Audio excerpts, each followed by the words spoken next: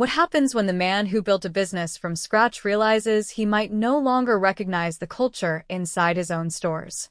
Shane Vellman stood in the back of his black SUV, tugging the zipper of a faded hoodie up to his chin. A stitched name tag read Kevin, and the thick-rimmed glasses and neatly trimmed beard helped throw off any chance of recognition.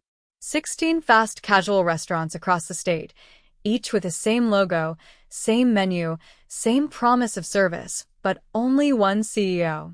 And Shane had personally only met the staff at the first 4. He'd gotten his hands dirty in the early days, cleaning grills, taking orders, fixing ovens. But after the expansion started, things moved fast. A district manager now ran each cluster of locations. Reports came in neat, typed pages. Sales were solid. But then he started noticing something off: high turnover at Store 13. 3 employees quit last month. Before that, 2 more. The district manager, Jacob, chalked it up to Gen Z flakiness. Shane didn't buy it. Store 13 was on the edge of a working-class town just off the highway. Enough business to keep it busy, not so much to drown. It should have been fine. But if people kept walking out, there was a reason. So Kevin had applied as a trainee. New transfer, supposedly from another state. The disguise was good. Most of the staff had never seen the real CEO in person, and corporate rarely walked in. Just another guy in a hoodie with a quiet voice. He stepped inside the store that morning and was hit with the greasy warmth of the kitchen and the sharp scent of cleaning spray that hadn't quite masked the burnt fryer smell. A tall guy in his late 20s stood behind the counter, arms crossed. "You Kevin?" Shane nodded. "Yeah. "Starting today." "That's me, Bryce. I'm the manager." He didn't offer a handshake. "You'll be shadowing today. Don't get in the way." The morning rush was steady. Shane followed around a young woman named Rosa, who was patient, quick on the register, and always smiled at the customers even when one guy complained about his sandwich, like it was a personal insult. "Sorry about that," Shane said after the man stormed off. Rosa just shrugged. "Comes with the job." By noon, the line backed up. Shane jumped behind the counter alongside her. "Hey, you're not supposed to," Bryce barked. "We're short." "I can help take orders," Shane said, keeping his voice level. "I've done it before." Bryce muttered something under his breath, but didn't stop him. Customer after customer, Shane watched Rosa work. She remembered regulars, offered kid stickers, and even calmed a frustrated mom whose toddler was screaming. Shane noticed her badge had a small tear in the corner, faded from use. She'd clearly been here a while. After the rush, Rosa grabbed a cup of water and leaned on the counter. "You're pretty fast for a new guy." Shane smiled. "I've done this kind of thing before." She laughed softly, but didn't pry. That was another thing he liked. She treated him like anyone else. Then came the moment that made Shane freeze. "Bryce, can I talk to you real quick?" Rosa asked. Bryce looked up from his tablet. "What now?" Rosa hesitated. "My ride canceled on me.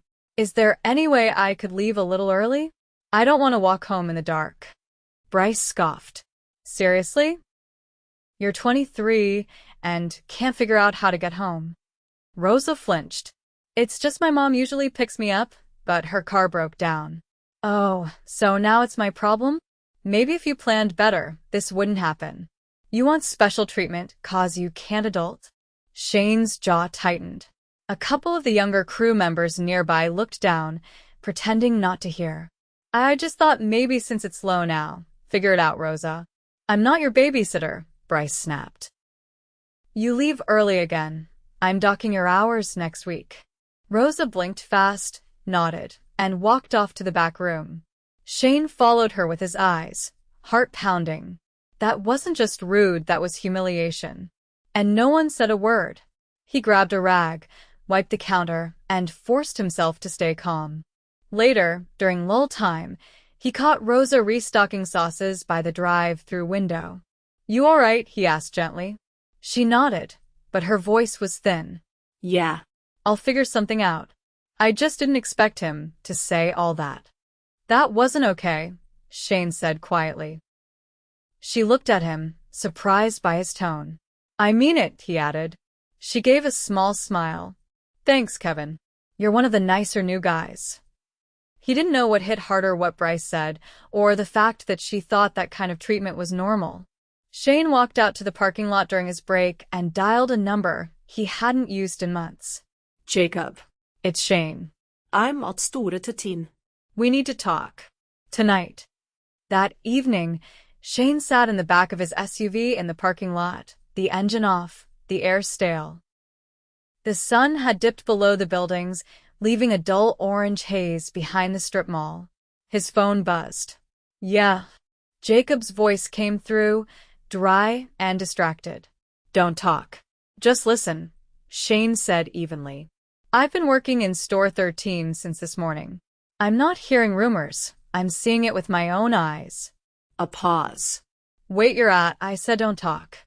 Shane's voice dropped. I watched your manager publicly degrade an employee for asking to leave early, so she wouldn't have to walk home in the dark. He made it personal. He embarrassed her in front of half the crew. No warning, no professionalism, just cruelty. Jacob exhaled slowly. Bryce is rough, yeah, but he's abusive, Shane cut in. You've had 3 resignations this month. You told me people didn't want to work. That wasn't the problem. The problem is you never stepped in. Jacob started to reply, but Shane hung up. He didn't sleep much that night. Not out of anger that had passed. What lingered was something else. A sense of failure. Not theirs. His. He'd built something meant to lift people. And somewhere along the way, it had calcified. The next morning, Shane was back in his disguise and on shift before Bryce even showed up. Rosa gave him a quiet nod as she tied her apron. Her eyes were puffy, but she didn't say anything. He didn't press. By mid-morning, the prep station was backed up. One of the newer hires, a teenager named Devin, was slicing vegetables with a limp wrist and a nervous glance toward the kitchen door. The knife slipped, slicing a deep line across his thumb. Whoa, stop, Shane said, grabbing a towel. Devin winced and pressed the cloth hard. I wasn't he's gonna be mad. Sit. Hold pressure. Don't worry about Bryce, Shane said. But Bryce had already stepped in, arms out. What the hell's going on? Cut himself, Shane said, checking Devin's hand. It's deep. He needs a clinic. Bryce rolled his eyes. It's a cut. Tape it up and get back to work. Shane stood fully upright, voice low but sharp. He needs a doctor. You're not in charge here, Bryce snapped. Shane stared at him without blinking. Then he turned to Rosa. Call a ride service. Take Devin to urgent care. I'll cover the line. Bryce's jaw flexed. That's not protocol. We're not ignoring injuries to keep the line moving. Rosa nodded and disappeared into the back. As soon as she was gone, Bryce leaned in. You're getting real comfortable for a trainee. I'm comfortable with doing the right thing, Shane said calm. You should try it. Bryce didn't answer. Instead, he turned and walked off muttering. Devin left with Rosa shortly after. Shane handled prep, bumping into another team member, Mia, who was restocking the cooler. She moved stiffly, limping slightly on her right leg. She didn't complain, but Shane noticed her favoring one side. You all right? He asked, keeping his tone neutral. She glanced around. Yeah, just twisted my knee 2 days ago. Didn't want to call out. If I miss more time, I get bumped from the schedule. Did you tell anyone? She shook her head. Bryce said if I wasn't bleeding, I wasn't injured. Shane nodded once. Go sit. I'll handle this. I don't go. She left without arguing. By the time the lunch crowd hit, Shane was running the back line with a kid named Luis. 16, maybe 17, but sharp. Good hands, quick reflexes. They moved in rhythm. You've done this before? Luis asked. A while back. You should stay. We need people who don't yell. Shane nodded, flipping a patty and sliding it onto a bun. You like it here? Luis hesitated. I like the job, not the way it feels. What do you mean? Luis kept his eyes on the grill. Feels like we're always waiting for something to go wrong. Someone to get yelled at. Someone to quit. The bell dinged. Another order up. Shane grabbed the tray. Back out front, Bryce was leaning against the counter, scrolling on his phone. Two customers stood waiting for their orders, clearly annoyed. Shane stepped around him, dropped the trays, and apologized to the customers. Bryce didn't move. Hey, Shane said. We're backed up. Either help or get out of the way. Bryce glanced up. Excuse me? You're standing here while your team's burning out. You're the manager. Act like it. Bryce took a step forward. Who the hell do you think you are? Shane stared at him. I think you know. Bryce's face shifted. Confusion, then disbelief. Wait. Shane pulled off the hoodie, then the glasses. I'm Shane Vellman. I own this company. The room went still. A few customers turned. Luis froze mid-sauce bottle. Bryce's mouth opened, then closed. This is a joke, right? No joke. Shane's voice was steady. I came here to see why people were quitting. I saw enough. Bryce's eyes darted to the back. I didn't know. You didn't need to know who I was to treat people with respect. Rosa, Devin, Mia, I've seen how you run this place. You shouldn't be in charge of anyone. I was under pressure. You don't understand. No, I understand perfectly. You abused your authority, ignored injuries, and fostered fear. You're done here. Bryce stepped forward. You can't just walk in and... I just did. Bryce hesitated, then turned, yanked off his apron, and stormed out the side door. The kitchen door swung behind him with a dull thud. Shane exhaled and turned to the staff. Everyone take 5. I'll cover the front. No one moved. I mean it. Go. The crew scattered, some to the break room, others just to sit down. Shane went behind the register. For the first time all day, the air felt lighter. A woman stepped up to the counter. Was that real? Shane nodded. Yeah. She smiled faintly. About time. Later that afternoon, Rosa returned with Devin, his hand bandaged, a discharge paper in his pocket. He's okay, she said quietly. Needs a couple stitches. Nothing major. Thanks for taking him. She looked around. Where's Bryce? Gone. She nodded slowly, then turned to help Luis with the drink station. Shane called Jacob again. You're coming here tomorrow, he said. We're sitting down with the crew. You're going to hear them out. Every one of them. Understood. And you're assigning a new store manager by next week. Someone from inside. Someone they trust. Got it. Shane hung up and turned to the team. Starting tomorrow, things change. But today, we finish this shift. Together. Rosa smiled faintly. Luis nodded. Even Mia, still limping slightly, gave a quiet thumbs up. No speeches. No dramatic music. Just a shift that finally felt like a team again. But Shane wasn't done yet. Not by a long shot. The next morning, Shane arrived before the store opened. No hoodie this time. No disguise. Just jeans, a dark button-down, and a clipboard tucked under his arm. He stood near the employee entrance, watching the horizon shift from gray to pale gold. The parking lot was quiet, save for an occasional car passing through to the gas station next door. Luis was the first to show up, earbuds in, hood up. When he saw Shane, he pulled one butt out and slowed his pace. You're not in uniform, he said carefully. I'm not clocking in today, Shane replied. I'm here to listen.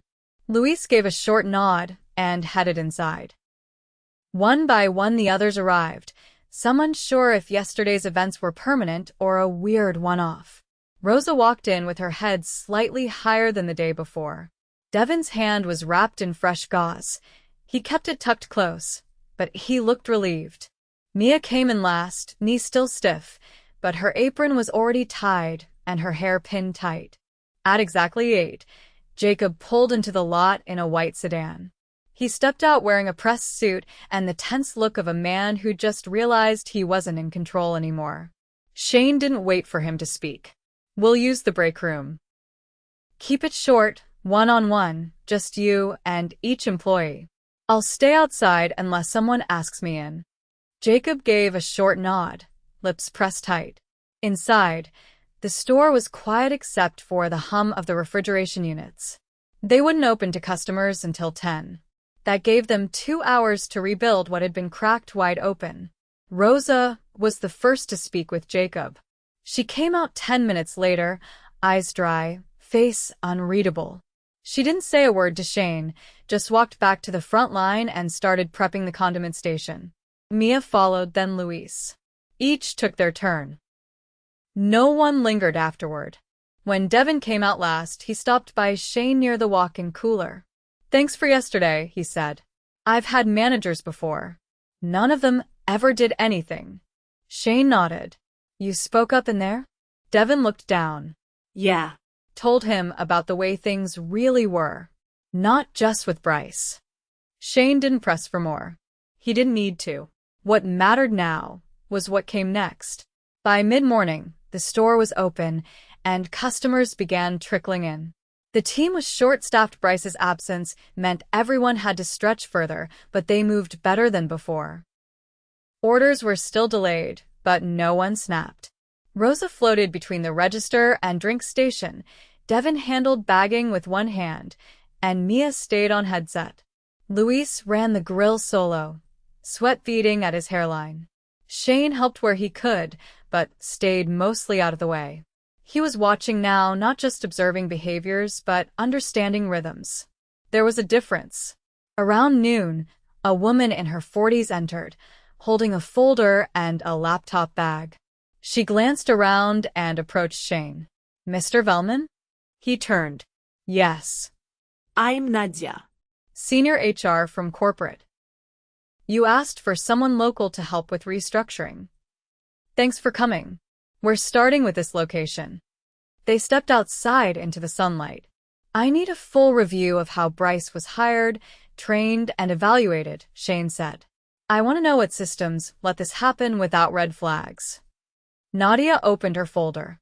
He was promoted internally 3 years ago. No formal management training. District manager reviewed him quarterly, but it was mostly based on sales volume, not employee feedback. Shane exhaled through his nose.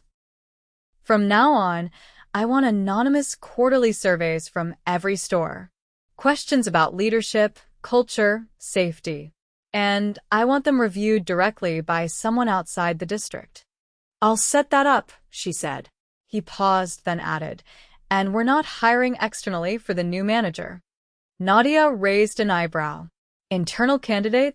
"They've earned it," Shane said. "But I need to talk to them first." Back inside, he waited for a lull before pulling Rosa aside. They stood near the dry storage shelf, out of earshot. "I want to offer you the manager position," Shane said. Her eyes widened. "Me? You've been here the longest. You know the staff. You kept this place running under someone who didn't care. You've got the respect of the team. And you've got my trust." She opened her mouth, then closed it. "I've never run a store. You won't do it alone. You'll get full training, mentorship from one of our best managers, and direct access to me for the first 90 days. She hesitated. "I appreciate it. But if I take this, I want changes. Not just for me. For everyone." Shane tilted his head. "Go on. People don't quit because of the work. They quit because they're treated like they don't matter. No one should be afraid to ask for help or to say they're in pain." "I agree. And I want to build a team that talks to each other. Real feedback. No more fear." "Done," Shane said. She looked at him for a long second, then nodded once. "I'll try." "You won't have to try alone." She stepped back onto the floor. This time, her stance had changed. She wasn't filling a gap. She was leading. Later that afternoon, Shane gathered the team near the counter. Customers were light, and he'd already posted a temporary closure sign for the last hour of the day to give them space. "I want to say something," he began. "The way things have been, what you've all endured, was never how this company was meant to run. That's on me. I let distance become blindness. That ends now." No one interrupted. "Rosa's your new manager. She'll start training next week. You'll have the support you deserve." He turned to Devon. "You'll be paid for the full week, even the hours you missed for the clinic. And you'll get light duty until you're cleared." To Mia, he added, "You're off the schedule for 2 days. Paid. Your knee needs rest, not pressure."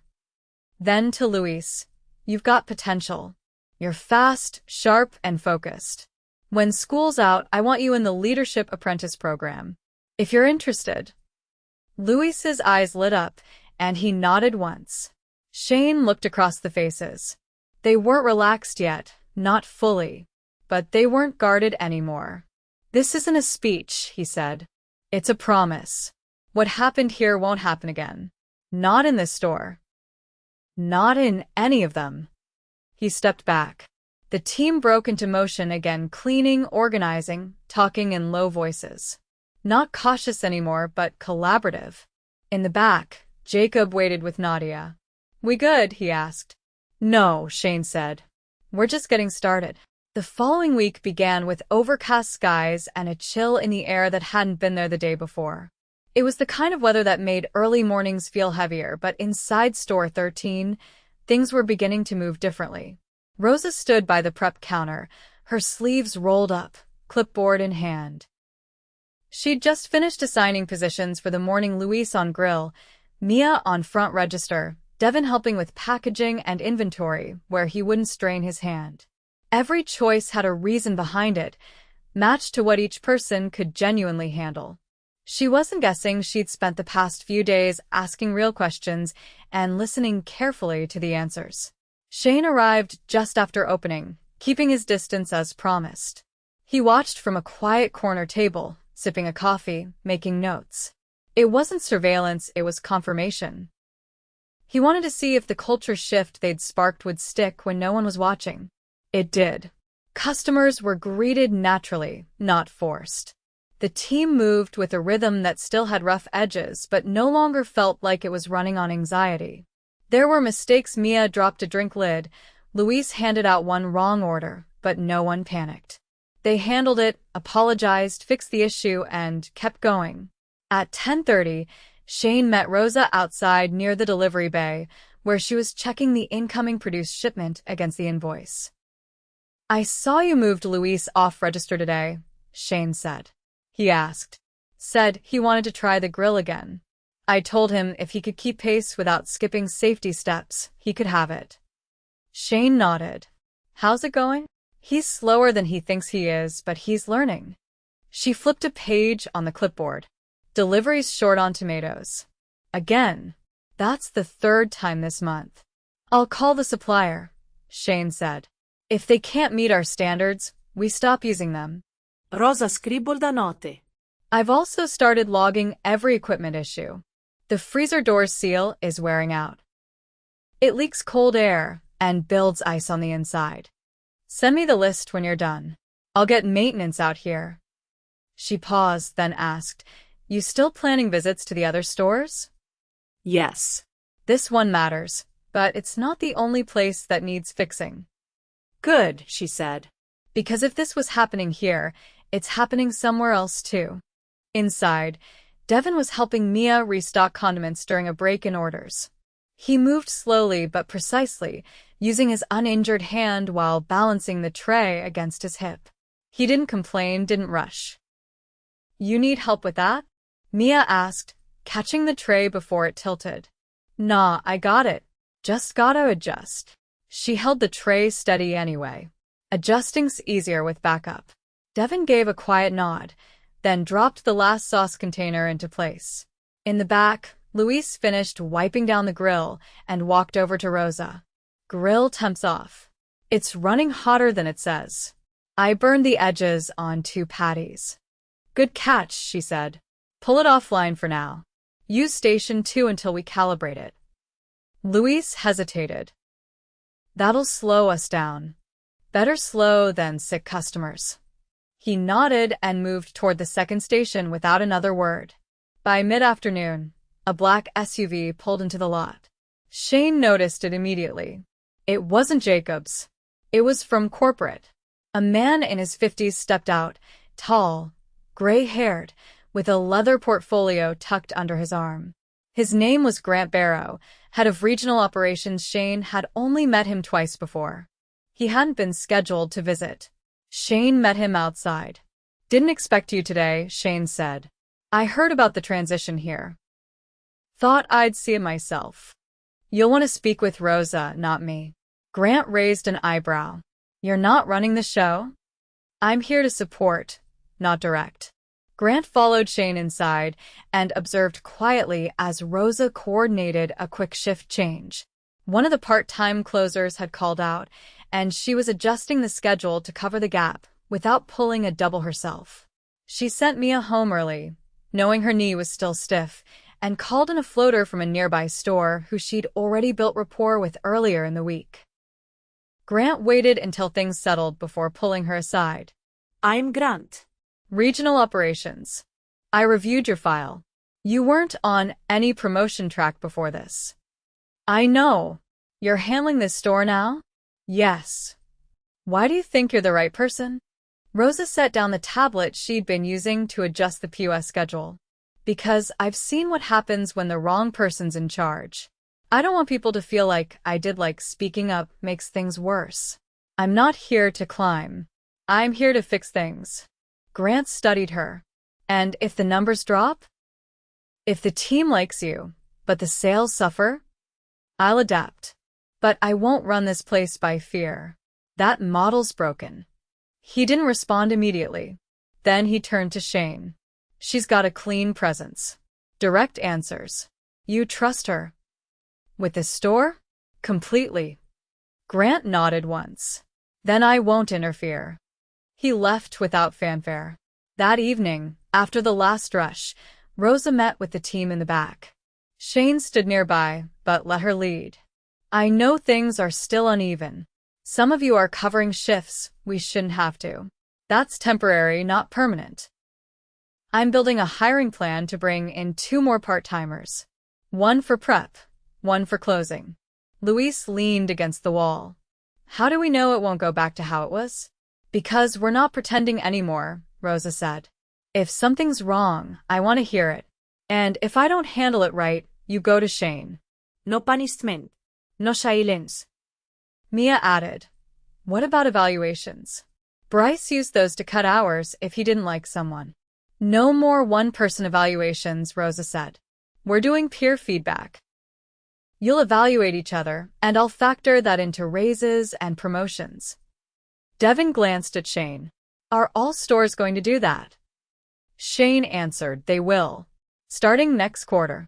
This store's setting the standard. No one cheered. No applause. Just a quiet, shared understanding that something fundamental had shifted. Later, as the team shut down for the night, Shane stayed behind to walk the floor one last time. Rosa joined him near the front register. You heading out? She asked. In a minute. She looked around the empty space. I still don't know why you chose this store to start. I didn't choose it, Shane said. It chose me. The signs were there. I just finally stopped ignoring them. She didn't respond right away, then added, You're going to see worse stores than this. I know, he said. But now I know what right looks like. Rosa reached behind the register and flipped the final switch. The lights dimmed. The store was closed. Outside, the air had cooled again. Shane walked to his SUV and paused before getting in. Through the glass, he saw the reflection of the storefront behind him, the same logo, the same sign, but it didn't look like it had a week ago. It didn't just look like a business. It looked like it had a soul again.